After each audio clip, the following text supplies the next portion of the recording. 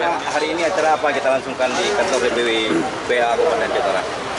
Yang pertama kami rapat internal seluruh DPS dan seluruh Panglima Sago sewilayah Pasir untuk menghadapi yang pertama pemenangan Partai Aceh ke depan 14 Februari depan, dan juga khusus kami juga membahas langkah-langkah untuk pemenangan Prabowo Gibran di Kabupaten Aceh Utara.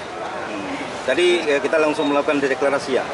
Siap, kita langsung melakukan deklarasi pemenangan Prabowo Gibran. Sejauh ini apa komitmen Prabowo Gibran terhadap Aceh ke depan jika terpilih?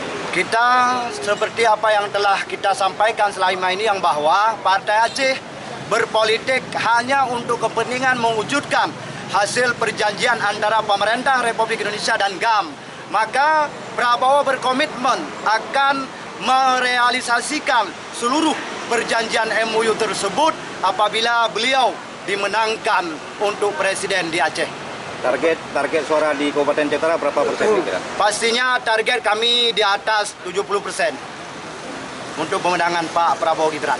Harapan kita kepada kader dan pendukung PA sendiri apa nih? Kita berharap kepada seluruh kader Partai Aceh, baik GAM dan seluruh masyarakat, kita harus mengedepankan kepentingan Aceh yang lebih menyeluas. Jangan kita hanya melihat kepentingan segelintir.